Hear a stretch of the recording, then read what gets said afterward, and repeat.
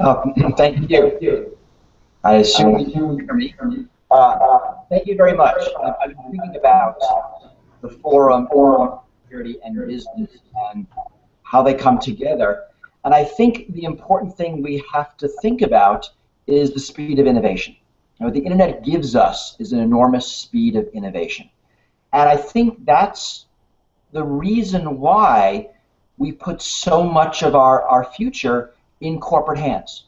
And if you look at government innovation versus commercial innovation is faster. It's going to do things better, quicker, is going to innovate, is going to iterate. And that's for a couple of reasons. We live in a society that is based on rights and not permissions. That you can do something if you think of it and not have to wait for permission. And that really lets us innovate much faster. Now the thing is security is that the attackers are innovating too, just as fast. And by attackers, I mean something very general. Hackers, criminals, corporations, governments, our own, others.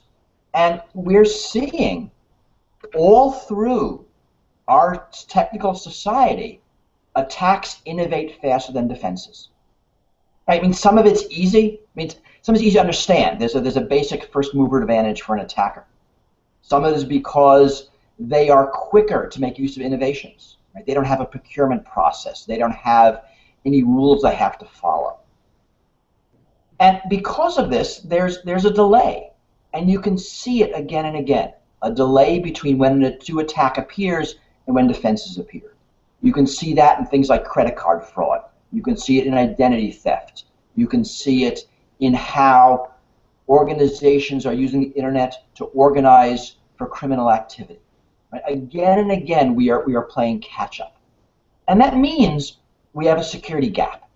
We have a gap between when attackers invent something new and when defenders figure out how to defend against it. And as technology moves faster, we're going to see a wider gap, a bigger gap that can be taken advantage of. Right? Mr. Dukakis mentioned Stuxnet. That was a cyber weapon created by US and Israel, fired against Iran, because attack is easier than defense. And similarly, we have seen China fire cyber weapons at the United States, the OPM data breach. We've seen companies come up with business models that basically surveil us and provide a product or service or make a profit based on that. And again, we are seeing the offensive uses of data outstrip the defenses. And that means that we, as defenders, as society, need to start thinking ahead, thinking more holistically, thinking with more agility, really with more resilience.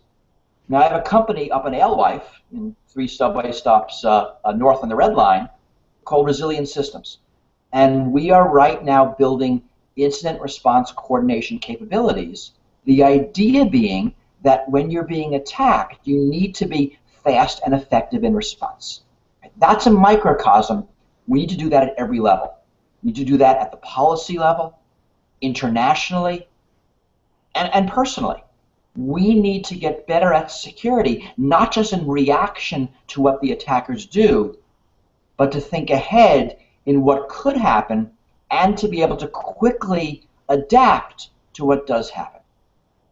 So when you think about cybersecurity and the future and codes of conduct, don't think about today. Think about the future.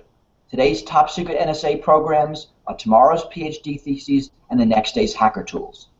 And that will happen again and again and again. And data and technology and computers and networks are becoming so fundamental that we will not be able to make society work unless we can get ahead of this. Thank you. Thank you very much for the award. And I wish I was there, but I'm not. And thank you for letting me attend remotely. Thank you.